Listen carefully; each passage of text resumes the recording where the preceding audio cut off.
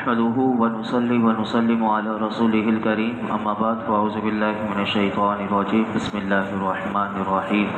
ولو شئنا لبعثنا في كل قرية نذيرا، اور اگر ہم چاہتے تو ہر بستی میں ایک ڈر سنانے والا بھیج دیتے۔ سورہ فرقان کی آیت نمبر 51 میں اللہ رب العالمین نے ارشاد فرمایا، اے محبوب اگر ہم چاہتے تو پہلے زمانے کی طرح ہر بستی اور ہر شہر میں جدا جدا ڈر سنانے والا بھیج دیتے، اور آپ صلی اللہ علیہ وسلم پر سے ڈر سنانے کا بوجھ کم کر دیتے۔ لیکن ہم نے آپ کو کیونکہ رحمت للعالمین بنا کر اور سارے جہان کے لیے آپ کو بھیجا ہے، تو فرمایا کہ ہم نے تمام بستیوں کو ڈر سنانے کا جو بوجھ ہے وہ آپ پر رکھا، تاکہ آپ صلی اللہ علیہ وسلم تمام جہان کے رسول ہو کر سب رسولوں کی فضیلتوں کے جامع ہوں، اور نبوت آپ پر ختم ہو کہ آپ صلی اللہ علیہ وسلم کے بعد پھر کوئی نبی نہ ہو۔ آگے ارشاد فرمایا، فَلَا تُطِعِ الْكَافِرِينَ وَجَاهِدْهُمْ بِهِ جِهَادًا كَبِيرًا، تو آپ کافروں کی بات ہرگز نہ مانیں اور اس قرآن کے ذریعے ان کے ساتھ بڑا جہاد کریں۔ اس آیت کریمہ میں اللہ رب العالمین نے اپنے محبوب سے فرمایا کہ یہ کفار قریش نبی کریم صلی اللہ علیہ وسلم سے جو یہ کہتے ہیں کہ آپ ہمارے آباء و اجداد کا دین اختیار کر لیں، اگر آپ یہ کر لیں گے تو ہم آپ کو بادشاہ تسلیم کر لیں گے اور آپ کے لیے ایک عظیم خزانہ جو ہے وہ ہم جمع کر دیں گے۔ اللہ تعالیٰ نے ارشاد فرمایا کہ محبوب آپ ان کافروں کی ہرگز یہ والی بات نہ مانیے گا، تاکہ ان پر اچھی طرح سے یہ ظاہر ہو جائے کہ آپ صلی اللہ علیہ وسلم کو کوئی بادشاہ بننا اور ان کے خزانوں کی طرف کوئی رغبت نہیں، بلکہ آپ کو تو جو رغبت ہے، آپ کی رغبت صرف یہ ہے کہ آپ اللہ کی طرف بلانے والے ہیں اور اس پر ایمان لانے کی دعوت دینے والے ہیں، یہ آپ کی رغبت ہے، اور ان پر اچھی طرح ظاہر ہو جائے۔ اسی آیت میں دوسری بات جو اللہ نے ارشاد فرمائی وہ یہ فرمائی کہ محبوب آپ ان کے سامنے قرآن حکیم میں جو موجود واضح و نصیحت ہے اور جو زجر و توبیخ ہے، یعنی جو اللہ کے عذاب سے جو ڈرایا گیا ہے، اس پر مشتمل آیات تلاوت کیجئے۔ اور انبیاء علیہ السلام جو سابقہ تھے، ان کی امتوں نے جب اپنے نبیوں کو جھٹلایا تو پھر ان سابقہ امتوں کے حالات آپ انہیں بتائیے، اور تاکہ یہ ساری باتیں آپ کر ان کے ساتھ بڑا جہاد کریں،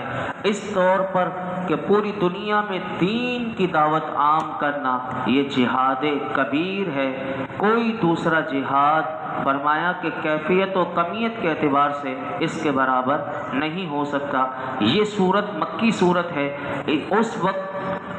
تلوار سے جہاد کرنے کا حکم نہیں تھا، اس لیے اللہ رب العالمین نے یہاں پر قرآن حکیم کے ذریعے اور واعظ و نصیحت کے ذریعے جہاد کرنے کا حکم دیا، اور یہ سب سے بڑا جہاد ہے، کیونکہ اس سے بڑا جہاد کیا ہو سکتا ہے کہ جس میں ساری باتیں قرآن میں ہمیں سکھا دی گئی، تو اگر بندہ اس سے جوڑ جائے تو اسے سارا قرآن کا پیغام مل جاتا ہے۔ آگے ارشاد فرمایا، وَهُوَ الَّذِي مَرَجَ الْبَحْرَيْنِ هَذَا عَذْبٌ فُرَاتٌ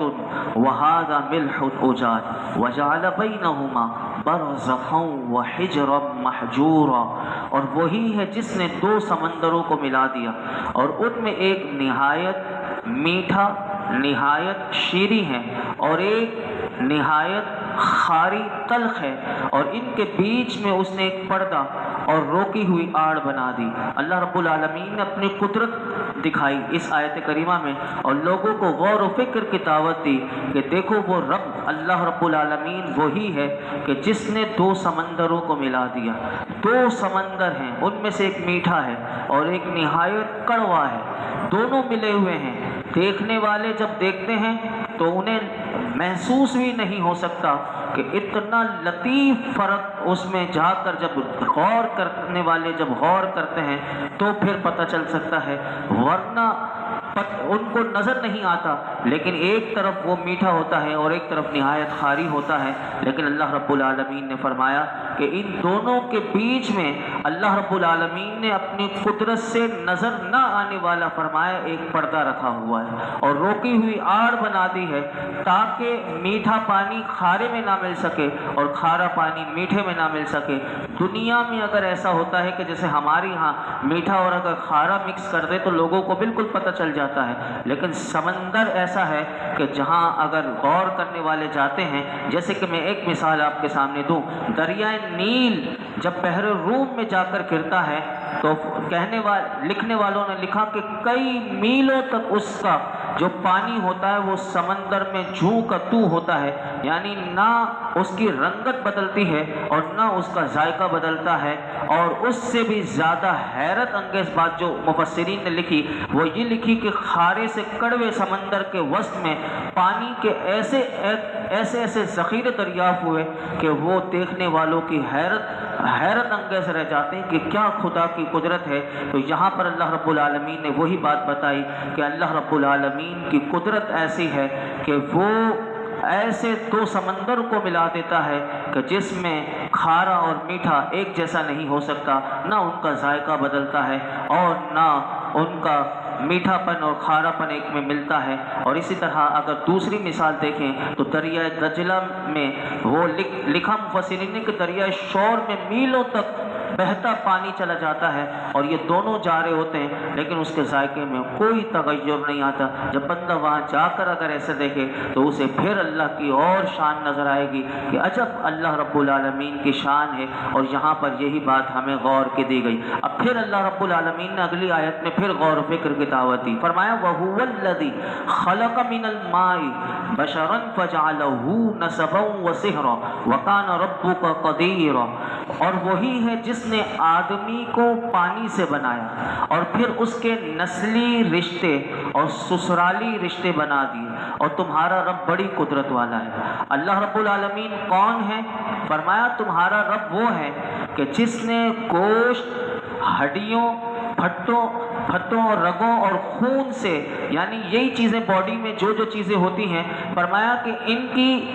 ان سے مرکب ایک انسان کو اللہ رب العالمین نے ایسی اچھی صورت میں ترکیب دے دیا، لیکن اس کی حقیقت جو ہے وہ پانی ہے، وہ ایک ناپاک نطفہ ہے۔ فرمایا اسی سے اللہ رب العالمین نے انسان کو بنایا، اور انسان کو کیا خوبصورت بنایا۔ سورہ فاتحہ میں میں نے چند چیزیں جو جمعے کے دن ہمارا چل رہا ہے موضوع، اس میں صرف چند باڈی کے جو پارٹ اہم میں نے اس کی پوری تفصیل بتائی تھی کہ کس طرح انسان کی باڈی کا ایک حصہ کتنا قیمتی ہے، اور کس بندہ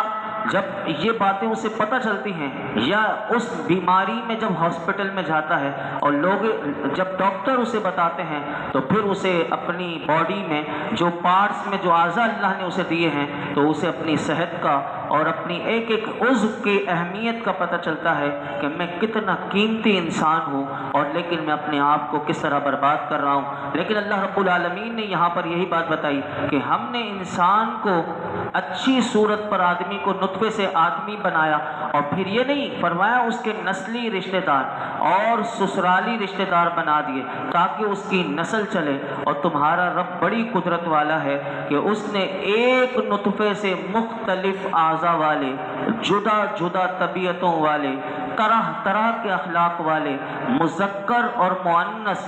مرد اور عورت دونوں قسم کے اللہ نے انسان پیدا کیے۔ تو فرمایا جو ایسے انسانوں اور اس کے علاوہ بے شمار چیزوں کو پیدا کرنے پر قادر ہے، فرمایا وہی رب اس بات کا حقدار ہے کہ اس کی عبادت کی جائے اور اس کے سوا کسی کی عبادت نہ کی جائے۔ یہ بات انسان کو یہاں پر اللہ رب العالمین نے اس آیت کریمہ میں ارشاد فرمائی۔ آگے ارشاد فرمایا وَيَعْبُدُونَ مِن دُونِ اللَّهِ مَا لَا يَدْفَعُهُمْ وَلَا يَضُرُّهُمْ وَكَانَ الْكَافِرُ عَلَى رَبِّهِ ظَهِيرًا، اور مشرک اللہ کے سوا ایسوں کی عبادت کرتے ہیں جو نہ انہیں نفع دیں اور نہ نقصان پہنچائیں، اور کافر اپنے رب کے مقابلے میں شیطان کا مددگار ہے۔ توحید کے دلائل اللہ نے بیان کرنے کے بعد اب یہاں سے اللہ رب العالمین نے اس آیت میں اللہ نے بتوں کی پوجا کرنے والے مشرکوں کی مذمت کو بیان کیا اور فرمایا یہ مشرک اللہ کے سوا ان بتوں کی عبادت کرتے ہیں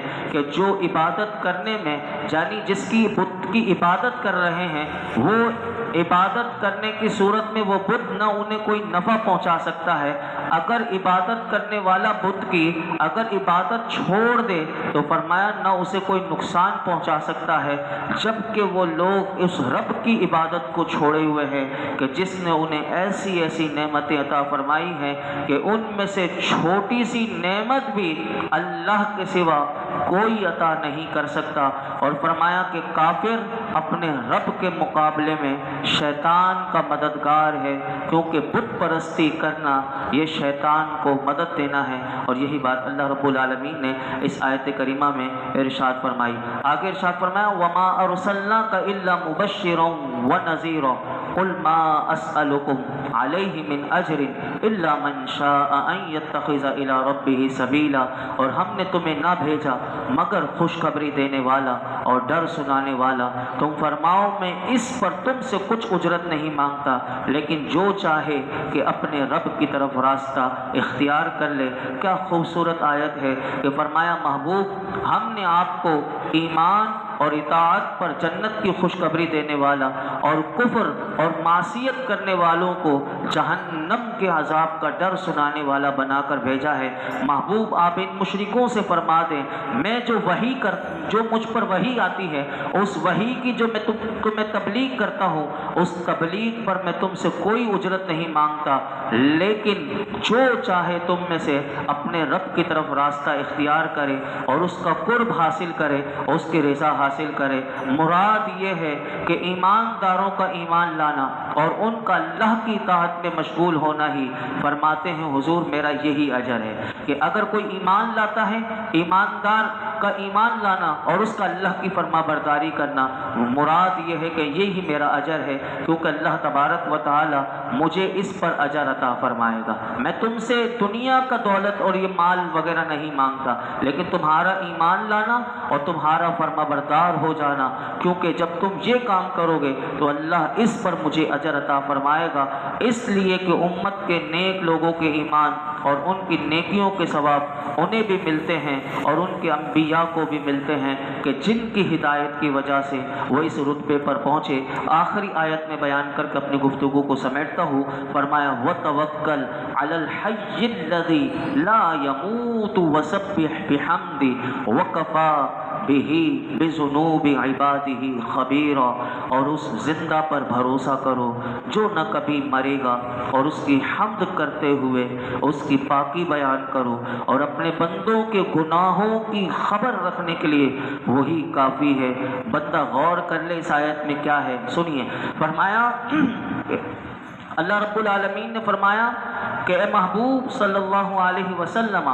تمام امور میں آپ اللہ تعالیٰ پر بھروسہ فرمائیں، آپ اس زندہ پر بھروسہ رکھیں جو نہ کبھی مرے گا، اور اس پر بھروسہ کرنا چاہیے، کیونکہ مرنے والے پر بھروسہ کرنا یہ عقل مندی نہیں۔ اور فرمایا آپ اس کی حمد بیان کرتے ہوئے اس کی پاکی بیان کریں اور اس کی اطاعت و شکر کو بجا لائیں۔ اور پھر بندوں کی طرف اللہ نے فرمایا کہ وہ اپنے بندوں کے گناہوں کی خبر رکھنے کے لیے کافی ہے، یعنی یہ بندہ اتنا سا یہ جملہ لے لے تو بندہ گناہ کرتے ہوئے اسے یاد آ جائے گا کہ وہ رب العالمین کہ جسے نہ وہ ہمیشہ سے زندہ ہے اور ہمیشہ زندہ رہے گا،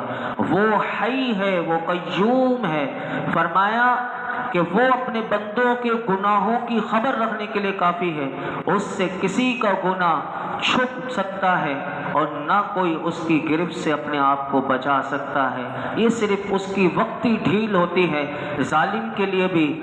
بڑے سے بڑے گناہگار کے لیے بھی اس نے ایک ڈھیل دی بھی ہوتی ہے، لیکن جب پکڑ آتی ہے تو پھر وہ بچ نہیں سکتا۔ یہی سورہ فاتحہ میں بھی بتایا گیا الرحمن الرحیم، جہاں اس کی رحمت سے امید رکھو، وہی مالک یوم الدین کہ وہ روز جزا کا مالک ہے۔ یہ خوف بھی بتا دیا، امید بھی بتا دی۔ بندہ اس دونوں کے درمیان میں رہے گا تو اس کی زندگی نور علی نور ہو جائے گی۔ اللہ رب العالمین ہم سب کو قرآن حکیم کا نور عطا فرمائے اور قرآن حکیم کا قدردان بنا دے۔ الحمدللہ رب العالمین والصلاة والسلام علی سید الانبیاء والمرسلین وعلی آلہ وصحبہ اجمعین۔ اللہ پاک جو کچھ ہم نے سنا اس میں کوئی غلطی کوتاہی معاف فرما دے۔ رب کریم نماز عشاء ادا کرنا، درود پاک پڑھنا، درس قرآن دینا اپنی بارگاہ میں قبول فرما۔ یا رب العالمین ہمارے تمام صغیرہ کبیرہ گناہ معاف فرما، ہمارے والدین کی، میرے آقا کی، تمام امت کی بے حساب مغفرت فرما۔ دین و دنیا کی خیر،